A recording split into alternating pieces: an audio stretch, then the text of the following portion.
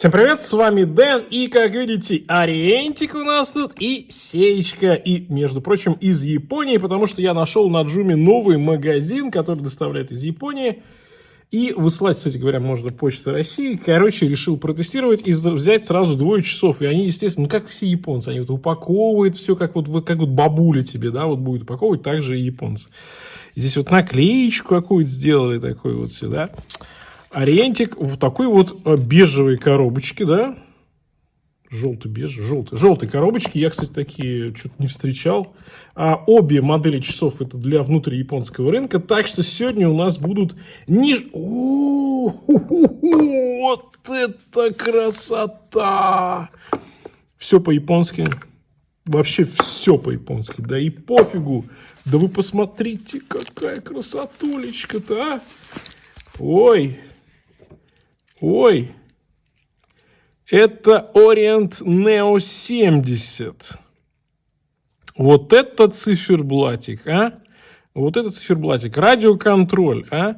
Зарядка от солнца. Радиоконтроль – это калибровка, да, с радиовышек. В России, ну, она практически нигде не работает. Да и фиг бы с ней, Ориент и так четкий. Ой, хорошо. Так, но это еще не все. У нас еще Сеечка ZEV013, лимитка для сейковских магазинчиков в Японии. Так что это должен быть просто вообще пушечка, да? Короче, давайте смотреть, давайте открывать. Вот коробочка прям сразу чувствуется, что она внутрияпонская. Так, инструкция. Ну, тут все как положено. Инструкция, гарантийная карточка, тряпочка. О, какая у нас тут лялечка-то, а? Ну, сразу понятно, что это вот не для всех, потому что обычно внутри японские часы, у них и коробочки другие, и бумажечки, вот все такое вот прям немножко другое. Ну, еще и ремешочек, как у Ориса, да, наоборот. Так, вот так, все правильно. Фальшивый крокодильчик тут у нас. Короче, это интересно. Это интересная сеечка. И у нее, как у Востока, амфибия. Безель без щелчков. Ну, давайте сеечку немножко в сторонку. И начнем мы, наверное, Orient Neo 70. Значит, вот это вот все. Вот это вот все, что нам мешает. Мы все сейчас выкинем нахрен. Все. Потому что это очень красивый циферблат. Я, конечно, не уверен, что камера передает вот этот... Знаете, здесь, во-первых, такое в стиле 70-х стекло, оно как будто бы... Точнее, не как будто бы, оно такое и есть. То есть, оно, по-моему, видно, да? То, что оно как бы вот таким домиком. То есть, оно идет раз вверх, потом плоское, потом вниз. Домик-будка такой. И за счет этого интересное искажение на циферблате, плюс градиент, плюс солнечные лучи. И за счет вот этого стекла необычного, как оно сделано. Ну, циферблат залит полностью стеклом, например, да, или плексигласом. Или вот, в общем, вот такое ощущение очень необычное. Слушайте, но оно прям решает. Оно эти часы делает. Этот циферблат, во-первых, сам по себе классный, такой в стиле 70-х. А во-вторых, конечно, вот как они выглядят вживую, это непередаваемо. Я такого эффекта еще ни разу не видел, вот честно скажу. Neo 70-х, кварц, но при этом, естественно, современная зарядка от солнца. Здесь кварцевый механизм RR700, 100 метров водозащиты, неплохо. Сделано в Японии, стальной корпус, стальной браслет.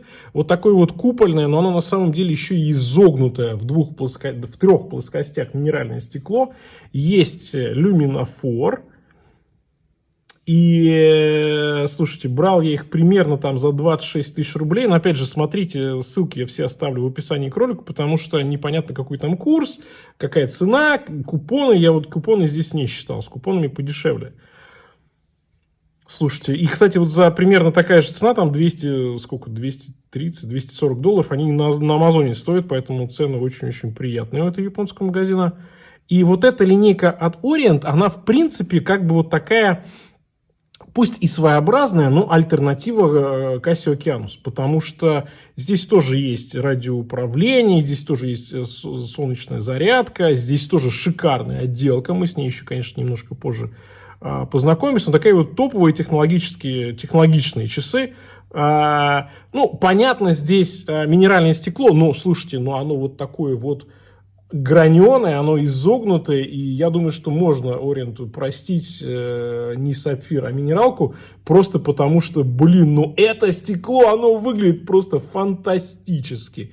Это просто, это секс, я вам так скажу, это очень круто, выглядит невероятно, просто невероятно. И винтажный стиль 70-й, конечно, круто.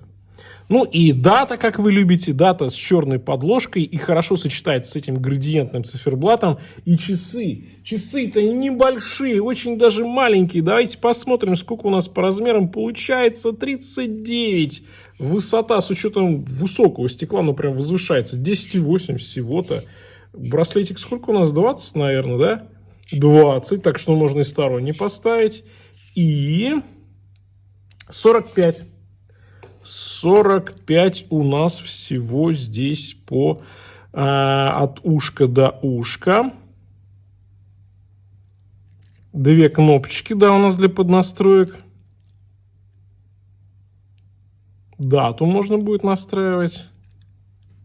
Заряжать их, так сказать, от радиовышек, если вдруг у вас будет работать. И на моем запястье 18,5. Очень неплохо. Слушайте, посадочка шикарная. Выглядит просто бомбяу. Они, с одной стороны, выглядят как вот винтажные часы, но с другой стороны, ты видишь, что сделаны они как вполне себе современная модель 24-го или уже 25-го года. Блин, а хороши, посмотрите. Сатинирование, зеркальная полировочка по верхним граням ушек, по ранту, зеркальная полировочка. И здесь еще, я эту фишку сразу не заметил, у нас стекло вот так вверх идет, потом плоское, потом вниз, а с боковой части еще оно срезается. Офигеть, ребята заморочились и сделали просто красотулечку. Ну, это вот прям такие, знаете, часы для фанатов изогнутых стекол, потому что вид умопомрачительный, просто невероятно круто. Я не ожидал, что Ориент вот такую красоту выпускает. Да, здесь, конечно, первое звено никуда не годится для 24-25 года. Да и фиг бы с ним. Можно все простить, потому что... Да и вот эту дешевую застежку тоже. Да, можно простить. Слушайте, ну, настолько хороший циферблат. Я бы, честно говоря, здесь браслет этот снял, потому что браслет, ну, такой себе. Он не соответствует по качеству этому корпусу. А здесь, конечно, напрашивается красивый ремень. Красивый ремень может быть в тон, может быть контрастный, может быть просто такой, знаете, незаметно серенький какой-нибудь. Но, блин, корпус здесь просто невероятно хорош. Про запас здесь сколько? Ну, сантиметра 4 максимум, так что учитывайте ваши габариты. Но, в принципе, эти часы не на крупные запястья, это на среднее и на небольшое. 116 грамм. Немного. Немного. Ну, вы посмотрите на это стекло, а? Вот это да. Я люблю стекла с искажениями, но это, наверное, царь всех стекол с искажением. Это невероятно. Это очень круто. Красавчики. Здесь необычное управление. Вот этими кнопочками нужно и дату настраивать, и время настраивать. В общем, такое замороченное здесь исполнение. И, конечно же, японцы не могут без такого люфтика по браслету. Видите, миллиметрик остался. Ну, я уже говорил свое мнение. Браслет здесь надо положить на полочку, а к этому секси красивому циферблату нужно подобрать подходящий ремешочек. Ну, а сейка у нас тоже зарядка от солнца. Здесь тоже 100 метров водозащита. Эта модель называется Seiko Shop Limited. Лимитка для магазинов Seiko. И это, соответственно, внутрияпонская модель. Очень плавный, очень такой... Вот, несмотря на то, что здесь нет щелчков никаких, да, трещотки нет, но безель прям вот чувствуешь, благородно очень движется. Сделано приятно, есть циклопчик, есть дата контрастная, да, ну, видно ее, в принципе, неплохо. Такой ролексоподобный стиль со скелетонированными стрелками, за счет чего читаемость не очень здесь отличная. Но при этом винтажик, опять же, да, и лимиточка. Тоже в том же самом магазине я покупал. Ссылку оставлю в описании к ролику. Здесь, как я уже говорил, зарядка от солнца. 10 метров на полной зарядке. Есть индикация разрядки, то есть секундная стрелка начинает перепрыгивать через 2 деления. Циклоп, кожаный ремешок, хардликс, стальной корпус, калибр V157, есть люминофор, и эти часы заявлены как антимагнитные. Но, как видите, здесь тоже винтажный такой дизайн, они JDM, то есть для японского, внутрияпонского рынка, сделано в Японии, и такая вот лимиточка для магазинов Seiko. Смотрите, да, сделано в Японии, прям сразу, на тебе, сделано в Японии, это круто. Брал я их примерно за 30, но без купонов, там купончиками можно подсэкономить. Вот, так что смотрите обязательно цены, ссылки оставлю в описании к ролику. Ну, модель редкая, модель нечастая, модель, я бы сказал, на любителя. 41 мм по диаметру, высота 12, от ушка до ушка 20, точнее, между ушками 20 по ремешку, и от ушка до ушка 48,4, ушки достаточно длинные. Опять же, винтажной стилистики и такой вот, ну, я бы сказал, все-таки надо назвать это хамажиком, давайте уже говорить откровенно. Ушки узенькие, как любят немцы, да, а здесь такие сеечки сделали, я бы даже назвал их как сабмаринер винтажный в немецком стиле, потому что вот такие вот узкие ушки, это прям очень, очень красиво. Ремешок этот я бы вам рекомендовал выкинуть сразу, потому что, ну, во-первых, это фальшивый аллигатор, во-вторых, вот как любит иногда Seiko, он чуть-чуть толще у ушек, поэтому будет где-то недельки полторы, наверное, прирабатываться к вашему запястью. Но, честно говоря, вот такой ремень и такой циферблат — это прям несочетаемая фигня, поэтому здесь натовский ремешок поставить, какой-нибудь каучуковый ремешок, может быть, просто черный матовый. Вот это вот то, что есть, от него можно только взять застежку. Застежка здесь симпатичная, раскладная, ну, ремешок традиционно для Seiko паршивый.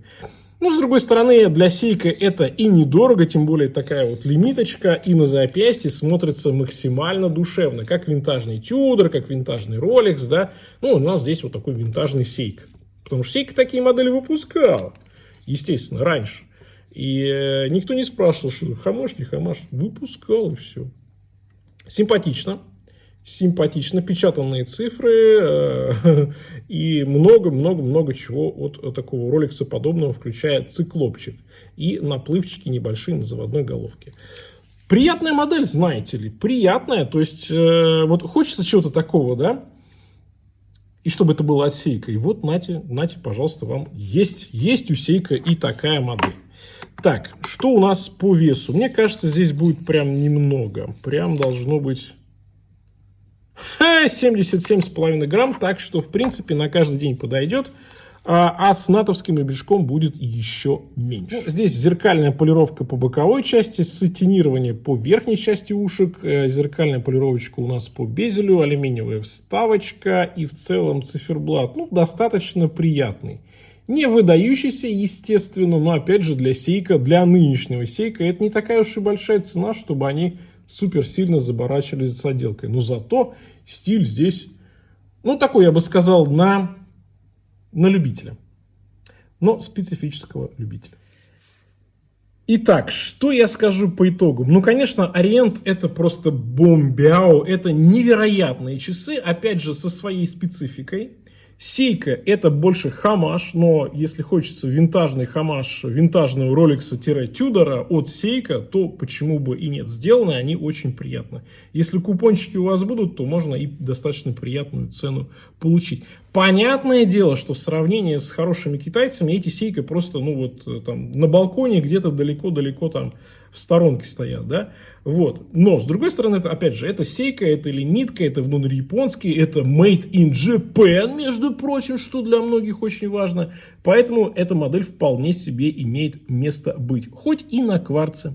Ну, а Orient меня, конечно, восхитил, возбудил. И вот это стекло, этот циферблат, этот цвет, этот оттенок, это, конечно, что-то невероятное. Не ожидал, ни по каким фоткам, ни по каким рендерам не казалось, что это будет настолько круто. На этом все. Всем пока. С вами был Дэн. Увидимся.